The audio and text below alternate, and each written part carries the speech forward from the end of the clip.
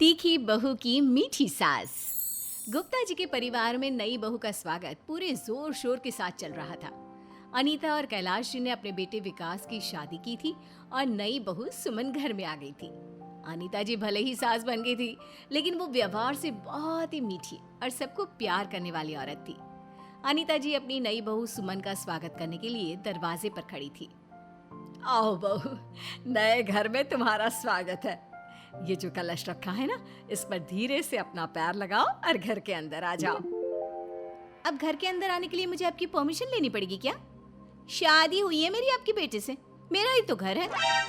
इतना कहकर सुमन उस कलश को जोर से पैर मार देती है। अरे बहू, तुम्हारी सास इतने प्यार से तुम्हारे साथ बात कर रही थी, क्या हुआ? किस बात पर नाराज हो तुम? शादी की रस्में करते करते मेरा दिमाग खराब हो गया है। मुझे आराम करना है, मैं अपने कमरे में जा रही हूँ। ठीक है बेटा, तुम जाकर आराम करो, मैं तुम्हारे कुछ खाने के लिए भिजवा देती हूँ। देखिए मम्मी जी, आप जो भी भिजवाएं उसमें लाल मिर्ची थोड़ी ज्यादा होनी चाहिए। वो क्या है ना, तीखा मुझे पसंद है और मीठी चीजें मैं बिल्कुल भी नहीं खाती। इतना कहकर सुमन अपने कमरे में चली जाती है। लगता है नई बहू काफी तीखे मिजाज की है। हर माँ, इसको तो खाने में भी मिर्ची ही पसंद है। अरे कोई बात नहीं बेटा, मेरे लिए तो वो मेरी बेटी जैसी है। क्या हुआ अगर थोड़े तीखे मिजाज की है? दुनिया में हर इंसान अलग अलग तरह का होता है। कुछ दिनों के बाद, बहू, विकास का दूर के रिश्ते का भाई कुछ दिनों के लिए हमारे घर रहने आ रहा है। तो इसमें मैं क्या करूं? आप मुझे क्यों बता रही हैं? अरे बेटा, कोई मेहमान घर में आ रहा है तो तुम्हें बताना तो जरूरी है ना। देखिए मम्मी जी, अगर आप ये सब मुझे इसलिए बता रही हैं कि मैं आपके मेहमान के लिए भी खाना बनाऊंगी, तो ऐसा बिल्कुल नहीं होगा। अरे बहू, तुम तो बात बात पर तीखे जवाब देती हो। कोई बात नहीं, मेरे लिए तुम मेरी बेटी जैसी ही तो हो। सुमन बहू, तुम्हें पता भी है कि आज क्या है? नहीं पापा जी, कुछ खास दिन है क्या? आज तुम्हारी सास का जन्मदिन है। सुमन, आज माँ का जन्मदिन है, तो तुम उनके लिए कुछ मीठा बना दो। क्यों? मम्मी जी को मीठा खाना बहुत पसंद है क्या? हाँ, सूजी का हलवा मम्मी का फेवरेट है। अगर तुमने वो बना दिया तो मम्मी खुश खुश हो जाएगी। चलो ठीक है, आज मैं अपनी सास के लिए सूजी का हलवा बना देती हूँ। वैसे मुझे मीठा खाना बिल्कुल अच्छा नहीं लगता, लेकिन अब एक दिन बनाने में तो प्रॉब्लम भी नहीं है। सुमन जल्दी से रसोई में जाती है और अपनी सास के लिए सूजी का हलवा बनाकर बाहर ले आती है। सब लोग हलवा खाने के लिए बैठ गए। सुमन, सबसे पहले माँ को हलवा खिलाओ, आज उसका जन्मदिन है ना। ये लीजिए मम्मी जी, सबसे पहले आप खाइए। आपको जन्मदिन की बहुत सारी शुभकामनाएं। अरे ये क्या, तुमने हलवे में चीनी की जगह लाल मिर्च डाल दी। मेरा तो मुंह जल गया। अरे कोई जल्दी से पानी पिलाओ। बहू, हमने तुमसे सूजी का हलवा बनाने के लिए कहा था, उसमें लाल मिर्च कौन डालता है? मैंने तुम्हें बताया था ना, आज माँ का जन्मदिन है, कुछ मीठा बना दो। ये तुमने क्या किया? अब क्या है ना, मैं थोड़ी तीखी हूँ और मुझे तीखी चीजें ही पसंद है, इसलिए मीठे को तो मैं हाथ भी नहीं लगा पाती। अरे पता नहीं कब मेरा हाथ ऑटोमेटिकली चीनी के डिब्बे की जगह मिर्ची के डिब्बे पर चला गया। सॉरी मम्मी जी।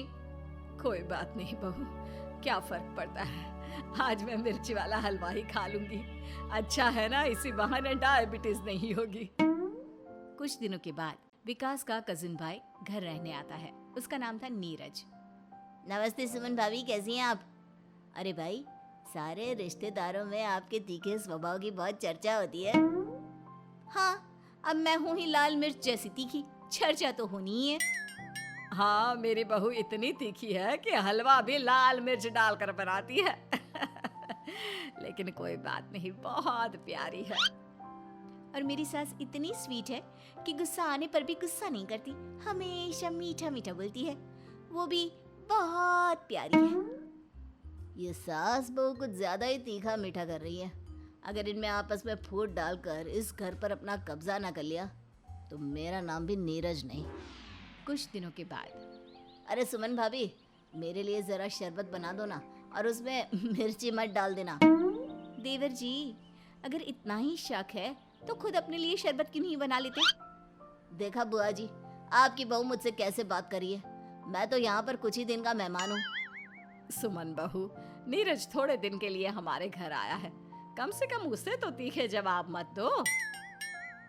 अरे मम्मी, आप तो जानती है ना, सुमन को तीखा खाने और बोलने की आदत है। उसका वो मतलब नहीं था, ऐसे ही कह दिया होगा। विकास के जाने के बाद देखा बुआ जी, विकास भी अपनी बीवी की तरफदारी करने लगा है। सुमन भाभी का बोलने का तरीका तो बहुत ही तीखा है। भला इस तरह कोई बड़ों से बात करता है? वो तो आप है जो मीठा मीठा बोलती रहती हैं सारा दिन उनसे। वैसे बात तो तुम्हारी सही है बेटा, मैं क्या करूं, जिंदगी भर मीठा खाया और मीठा बोला। कोई बात नहीं, है तो मेरी बहू। अरे बहू है तो क्या हुआ, क्या आपसे इस तरह बात करेगी? मैं तो कहता हूँ विकास को बोलो कुछ दिन अलग जाकर रहे, दूसरा घर लेकर। जब अपनी बीवी की तीखी तीखी बातें सुनेगा ना तो अकल ठिकाने आ जाएगी। अरे अरे नीरज बेटा, ऐसा नहीं कहते। ये बात सही है कि सुमन को तीखा बोलने की और तीखा खाने की आदत है, लेकिन फिर भी काम तो सारा करती है और अच्छे से रहती है। अरे सारा खेल तो जुबान का है। सुमन भाभी तो ऐसे बोलती है जैसे सामने वाले को खा ही जाएंगे। कुछ दिनों के बाद कैलाश जी की तबीयत खराब हो जाती है। वैसे तो सुमन सारा काम करती, लेकिन वो बोलती बहुत तीखा। नीरज को लगता है कि यही सही मौका है जब वो अनीता और सुमन के बीच फूट डालकर विकास और सुमन को घर से बाहर निकलवा सकता है। अब बुआ जी, कहना तो नहीं चाहिए, फूफा जी की तबीयत इतनी खराब है, फिर भी सुमन भाभी कितने गंदे तरीके से बात करती है। ऐसा लगता है जैसे हम सब पर कोई एहसान कर रही हो। हमेशा तीखा तीखा बोलती है। बात तो तुम्हारी सही है, हमारी तबीयत इतनी खराब होने पर भी बहू का बात करने का लहजा नहीं बदला। ये तो बहुत गलत बात है। इतने साल हो गए, मैं हमेशा उससे इतना मीठा बोलती आई, लेकिन उसकी जुबान कैंची की तरह चलती है। नीरज सही कहता है, एक बार विकास और सुमन अकेले क्या रहेंगे, अकल ठिकाने आ जाएगी। अब आया ना मजा। विकास और सुमन भाभी इस घर से बाहर, और मैं बुआ जी और फूफा जी की सारी जायदाद पर कब्जा कर लूंगा। फिर तो मज्जे ही मज्जे। नीरज को अकेले में अपने आप से बातें करते हुए सुमन सुन लेती है। देवर जी, आपकी सारी बातें मैं सुन चुकी हूँ और अपने मोबाइल में रिकॉर्ड भी कर चुकी हूँ। मेरे तीखे नेचर के बारे में आप तो क्या पूरे रिश्तेदार जानते हैं। खाने में ऐसी मिर्ची डालूंगी ना, दोबारा कभी चाल खेलना तो दूर, ठीक से सीधे होकर चल भी नहीं पाएंगे। समझ में आया ना? चुपचाप यहाँ से निकल जाइए, वरना कहीं ऐसा ना हो कि तीखे के चक्कर में जिंदगी का जायका ही बदल जाए। सुमन की बातें सुनकर नीरज वहां से चुपचाप भाग जाता है। सुमन सारी बातें अपने सास और ससुर को बता देती है और उसके बाद मीठी सास अपनी तीखी बहू के साथ पहले की तरह खुशी खुशी रहने लगती है।